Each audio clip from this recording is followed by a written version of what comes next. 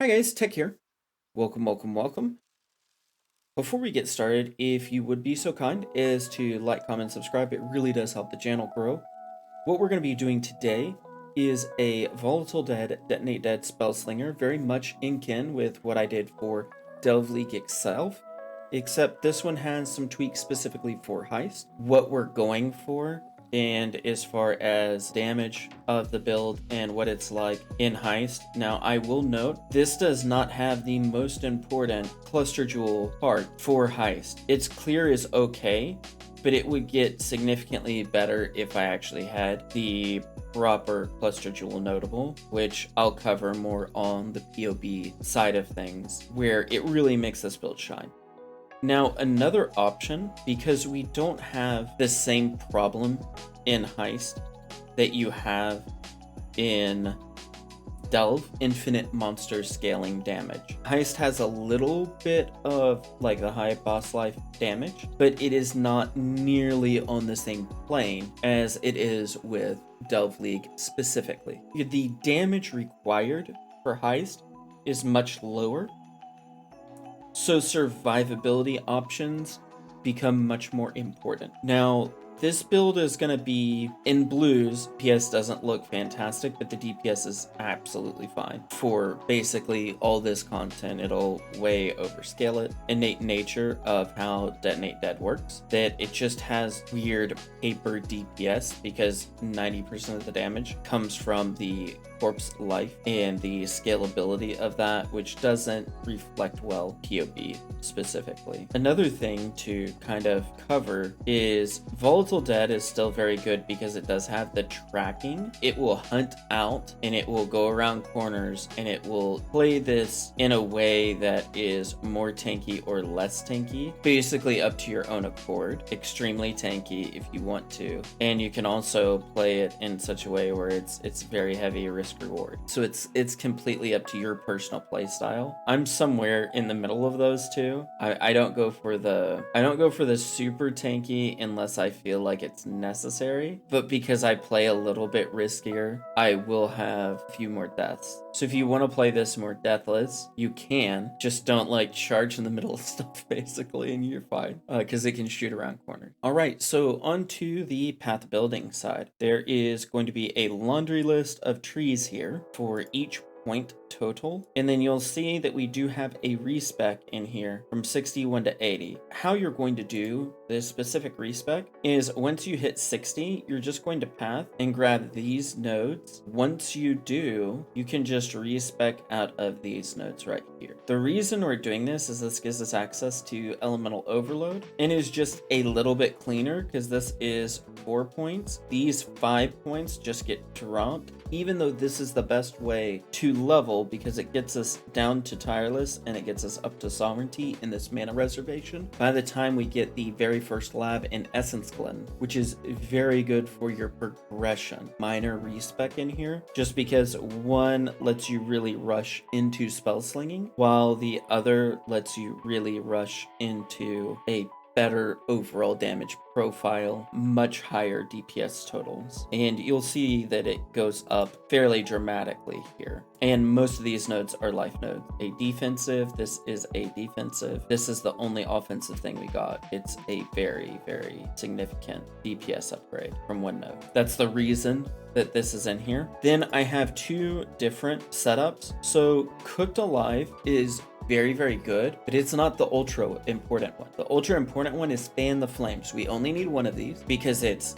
node is static, which means even if you stack these, it doesn't change it. It just is what it is. Ignites you inflict spread to other enemies within a radius of 15. This is very good because it allows us to chain in Heist, which lets us explode rooms with the Herald of Ash interaction, as well as Detonate Dead on combustion, which has a chance to ignite and more ignite damage and more burning damage. That you want at least one Fan the Flames if you're going to play this build. It is essentially crucial for the Heist mechanic specifically, is the resistances aren't great. I didn't try to cap it so much, but you'll also notice we're all in blue gear with basically just life res gear. Now, the Remnant of Empires does have a corruption of +5 chance to block. Let me explain how you do that. Essentially, once you have like 10 or so Vol Orbs, create a new character. You just make another witch, load it up, go to your stash, throw a Vol Orb on it. Rinse and repeat. So you get either +4 or +5 chance to block. Obviously, +5 chance to block is better, but +4 chance to block is still very, very significant. That puts you at 32% chance to block instead of 33% chance to block. Once you have this, you're basically set on the shield. There are upgrades. There are things that are slightly better. Just note you're going to have to change your tree around a little bit if you don't use this specific shield. I went back to using that shield once I corrupted it in Delve, just because it saved me like these nodes right here, because you have to get these otherwise. Now, the other thing is, if you need a little bit of resistances, a couple of things, just in case you're struggling with reses, invest in here or invest down here. And you have plenty of respec points where you can respec out of this and respec out of both of these completely, and you're fine with just what's provided with you stock. We don't need a whole lot of respec points, which is very, very nice. You'll notice that I had 2 different pathings. You can technically do either of these. However, this one has more damage on it, and it is 1 point cheaper than going this route. But I did want to show the option for both, because for instance, if through your gear scaling, you get a easy path into where like something like Divine Shield is very, very good. Let's say you get an Aegis Aurora, for instance, and you decide, hey, I'm really going to go heavy defenses. Then you may want to pick up Aegis Aurora in Divine Shield and come in here. This is just the more efficient version if you don't need anything down here. This is also not horrible right here. If you want extra tankiness, Sanctum of Thought's really good. More tanky tree down here. This is more DPS tree. As you can see, we still have plenty of points to play around with. Quest to 95. You can make changes. Don't feel like if you're struggling with something specifically with this build that you're stuck in place. This build's very, very fluid. Essential to making the build work. Basically, these 2, it's really just this and this and this. Everything else is either damage or its survivability. Block is very good in Heist, especially block with life gain or mana gain or energy shield gain. Those effects are very, very powerful in Heist. Heist is not normally death from 1 hit. It is normally death from a lot of little hits. Divine Shield's also very, very good in Heist if you get gear that matches with it. Especially if you're playing Trade League, Divine Shield is a fantastic way to go because you can probably easily get an Aegis Aurora day 1 and then you're just set. I enjoy the challenge of Solo Self-Found. That doesn't mean that you have to enjoy this challenge of Solo Self-Found. Skills are concerned, we're going to do the Ascendancy part. We're going to do Mistress of Sacrifice. The offering was 100% worth it. It was much more tanky than going Commander of Darkness, so we're going to stay this path. Progression, as far as Ascendancy points go, is Essence Glutton 1, Plaguebringer 2, Corpse Pack 3. Some people have the belief of Plaguebringer and Corpse Pack first, and that was the case before the changes of Spellslinger. Now with the changes of Spellslinger, you have to have Essence Glutton to make Spellslinger work efficiently, where you can actually cast all your triggers. Now you can get Mistress of Sacrifice before getting these 2, but these 2 are not only a lot of damage, but it's also a lot of survivability, because Corpse Pack essentially gives you the exact same effect that Skitterbox gives you. Not only that, it also has 50% increased maximum life, which is huge. It's a huge damage multiplier to your Detonate Dead.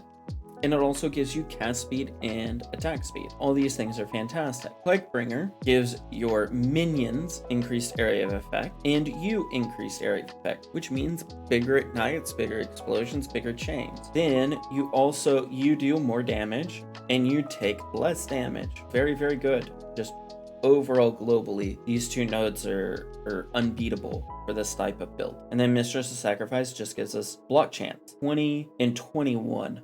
Respectively, that it's giving us, which allows us to hit block cap pretty easily. The other thing to note with playing either Solo Self-Found or the Trade League is you can get a Hunter chest probably fairly easily, and you could potentially get increased chance of offerings, which is fantastic. It will give you even more block, get out of some of this stuff.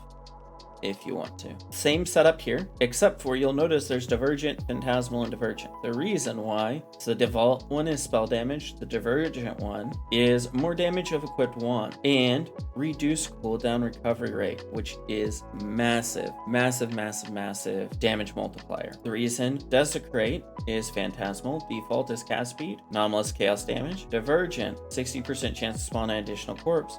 Each corpse spawn has a chance to be a forgotten corpse. You don't have to do this one. You can also do the Divergent. I just really like the forgotten corpses personally. For Volatile Dead, increased AoE, fire damage, orb movement speed. Orb movement speed is huge. It just makes it where they seek out faster and do more damage accordingly. For the Detonate Dead side of things, still Divergent on Spellslinger. Detonate Dead, cast speed, fire damage converted to chaos damage. This is good. However, if you go this route, you want to be running Obliteration as your wand, and you want to not use the ignite stuff. You want to actually scale chaos damage if you're going to go this route, just an FYI. The reason we're doing this one is increased damage if the corpse is ignited. Inspiration, the default one is duration, then we have crit chance, and then we have reduced mana cost. Reduced mana cost is by far the best for us. It allows us to run more gems as far as combustion is concerned. Increased fire damage is default, ignites 5% faster, or ignites is slower and it deals more damage. This is kind of more personal preference. Default is technically more DPS. The combustion I just really like is anomalous as far as just for the feel of the way it goes. Armageddon brand, anomalous, double damage. It's just really good. Arcane Surge, these two are not the greatest, just the default spell damage is probably the best. As far as Fire Pin, the burning damage is big. You don't really need to destroy ignited corpses on this build because you have enough corpse explosion. Naturally, you actually lower your DPS if you blow up too many corpses. Increased burning damage, increased ignite duration, or there is effect of non-damage element on enemies. There is a reason to run this. The reason to run Divergent, even though I'm going with anomalous, is you can get 100% effect of chill and shock if you have corpses and you have Armageddon brand on the same target because of the interaction of Plague Bearer and the interaction of the burning damage gem. I'm not going that route because I'm not trying to min-max the damage nearly as much as I'm trying to min-max the survivability of the build. Combustion, again, anomalous. We've already kind of covered that. Critical strike. So default is damage. This is hits, which is not that big of a deal. And then recover 2% of life, which is really good for how we're using Armageddon brand. Herald of Ash. Divergent is better for chain explosions. Anomalous is better for the hardcore burning ignite stuff. And default is kind of just the generic best overall for your DPS. I actually think Divergent is probably the best bet, thinking about it more. Frenzy fires an extra projectile, which is fine. However, the attack speed's just better. On this one, piercing 2 additional targets, again, is fine, but that's not really why we're looking into it. This has projectile damage. Divergent is spread. There is a reason to go spread with Barrage because you can hit more things. However, just note it won't be as straight of a line with your Frenzy. If you go Divergent, it'll be more like Volley, where it'll kind of, you know, have a cone effect to it. Shield Charge, it's movement speed, so there's no reason not to use that one. For Ray of Spectre, we're using Anomalous because it has more life. That's the only modifier that matters. More movement speed on this one, reduced stun, created with maximum frenzies. That is good damage, but we don't really care about the damage of our Spectres. Divergent Meat Shield is chance to block attack damage, so that with our offering scaling makes it where our minions are block Meat Shield instead of Elemental Army. Is even though there is a lot of fire and lightning, there is not nearly as much cold. So Meat Shield just seemed like a better utility option for me for Heist than what we were doing previously, which was Elemental Army. For minion life, we just care about the life. We don't really care about the other two. As far as items are concerned, Splinter of the Moon is perfectly fine. Now you'll notice this one has a corruption on it for damage penetrates elemental resistances. Same thing as the shield. You're just going to, once you have, and I would do shield first. Shield is much more important. But once you have shield taken care of, just roll new characters and hit it till you get this corruption. There's a couple of other good ones. There's also some flat fire ones that are really good. But if you can get pin, like especially if you can get 10% pin, but if you can get the 10% pin, this kind of just becomes essentially the best DPS wand in the game for most of Heist. Now there are still some better options. Moon Sorrow, even with losing all the pin, it's just a fantastic one. In the notes section, I did really work on this a lot. I did move over the notes.